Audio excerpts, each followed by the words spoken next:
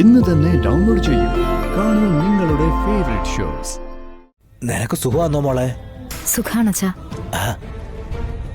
ആരുമില്ലാത്തവർക്കും ജീവിക്കണ്ടേ? ചാവാനൊന്നും പറ്റില്ലല്ലോ. അതുകൊണ്ട് ജീവിച്ചു പോവാ. പിന്നെ ആരൊക്കെ തോൽപ്പിക്കാൻ നോക്കിയാലും തോറ്റു കൊടുക്കുന്ന മനസ്സല്ലല്ലോ എന്റേത്. അനുവേ,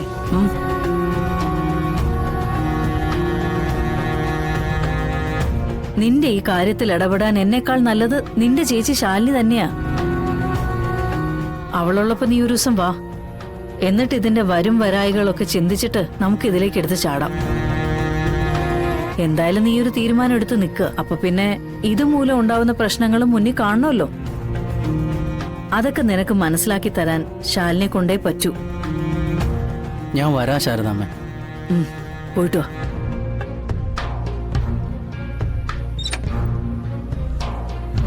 പോട്ടെ.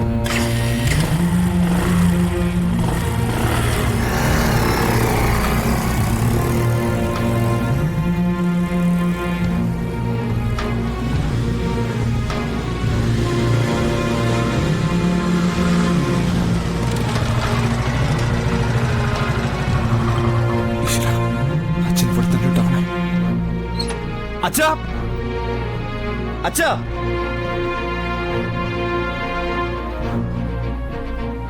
അച്ഛാ, അച്ഛാ, അച്ഛാ, അച്ഛാ, അച്ഛാ, അച്ഛാ.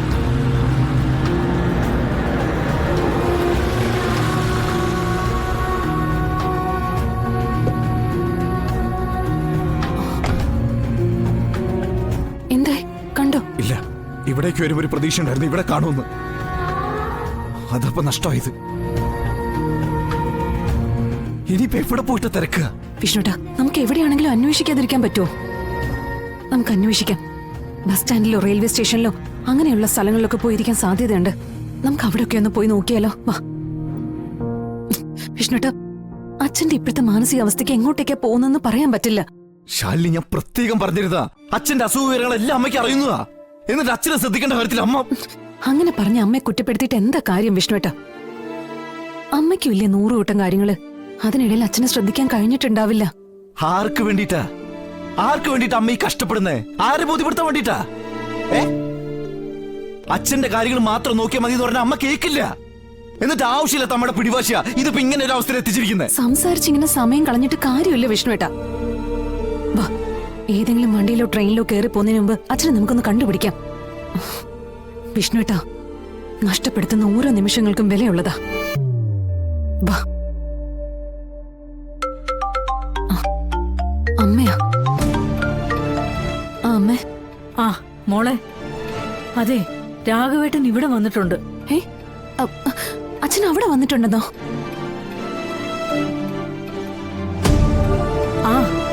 ഇവിടെ ഉണ്ട്.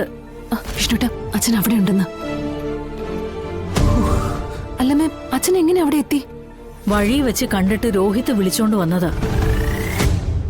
രോഹിത് ഇവിടെ ഉണ്ട്. അമ്മ വിളിച്ചത് നന്നായി. ഞങ്ങൾ അച്ഛനെ തിരക്കിക്കൊണ്ട് നടക്കുകയായിരുന്നു. എന്തായാലും എത്തിയല്ലോ, ഭാഗ്യം. ഞങ്ങൾ ഇപ്പൊ വരാമേ. അച്ഛൻ അവിടെ നിന്ന് പോവാൻ നോക്കണേ. ശരി.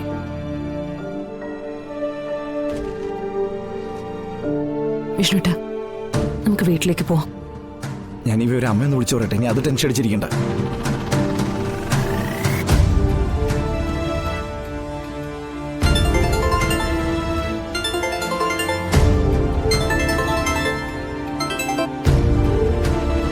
എന്തായി മോനെ, എവിടെയെങ്കിലും കണ്ടോ? ആ, അച്ഛനെ കണ്ടമ്മേ. ഞാൻ അച്ഛനെ കൂട്ടി അങ്ങോട്ട് വന്നേക്കാം. ഇപ്പോഴൊന്ന് ശ്വാസം നേരെ വീണത്. എടാ, അച്ഛൻ ഇങ്ങനെ ഇറങ്ങി പോകാതിരിക്കാൻ എപ്പോഴും ശ്രദ്ധിച്ച് കൂടെ നിൽക്കാനായിട്ട് ഒരാളെ കൂടെ നോക്ക്. എപ്പോഴും ആള് കൂടെ ഉണ്ടാവുമ്പോഴേ താനെ വീട്ടിലിരുന്നോളും. എനിക്ക് വയ്യ ഓടിപ്പാഞ്ഞു നടക്കുന്ന ആളിന്റെ പിന്നാലെ ഇങ്ങനെ നടക്കാന്. അല്ലെങ്കിൽ തന്നെ മനുഷ്യൻ ഇവിടെ 100 കൂട്ടം പണിയാ. അതിനിടയിൽ ഓടി നടക്കുന്ന ആളുടെ പിന്നാലെ ഓടണമെന്ന് പറഞ്ഞ് നീയേ പെട്ടെന്ന് ആ മനുഷ്യനെ കൂട്ടി ഇങ്ങ് വാ. അമ്മ നല്ല ഫോമിലാണ്. അച്ഛന് നല്ല മേളമായിരിക്കും. എവിടെയുള്ളതെന്ന് മാത്രം ഞാൻ പറഞ്ഞില്ല. ഇനിയിപ്പോ അതുകൂടി അറിഞ്ഞു കഴിഞ്ഞാൽ ഇതായിരിക്കില്ലേ പൂരം.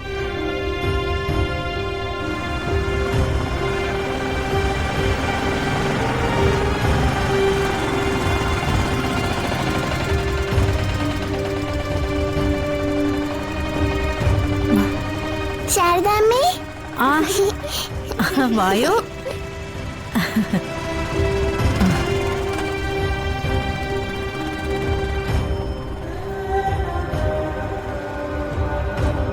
ദേ പപ്പി അച്ചാച്ചൻ.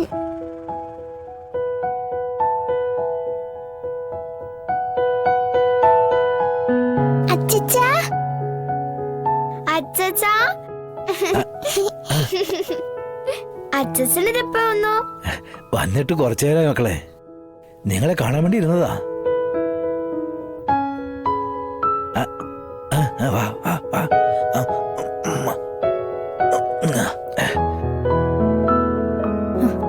അമ്മ, രോഹിത്തും അച്ഛനും രാഘവേട്ടനെ വഴി നിൽക്കുന്നത് കണ്ട് കൂട്ടിക്കൊണ്ട് വന്നതാ.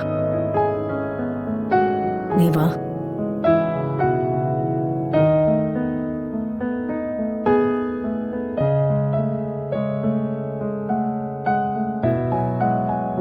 അതെ, നമുക്കേ എന്തെങ്കിലും കഴിച്ചിട്ട് വന്നാലോ? അച്ഛനെ നമ്മൾ ഇപ്പോഴൊന്നും പറഞ്ഞു വിടൂല. വാ. ആഹാ, ഇപ്പൊ വരാവേ. വാ.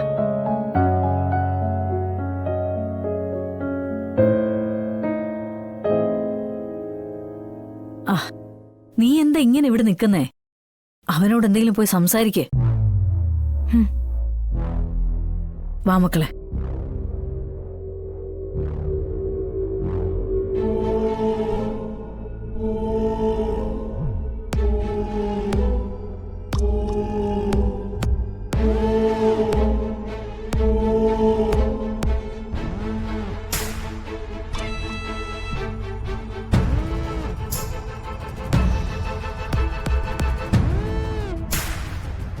അച്ഛാ, നിനക്ക് സുഖമാണോ മോളെ?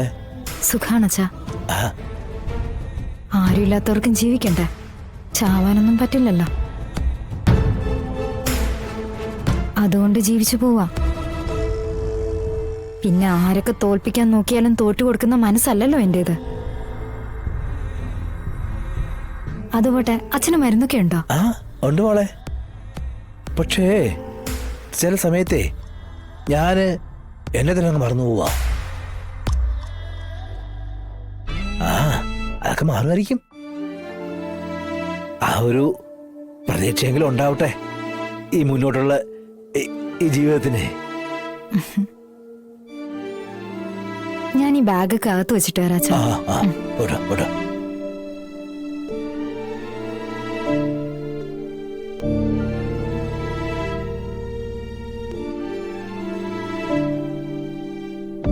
ശ്യാമേ,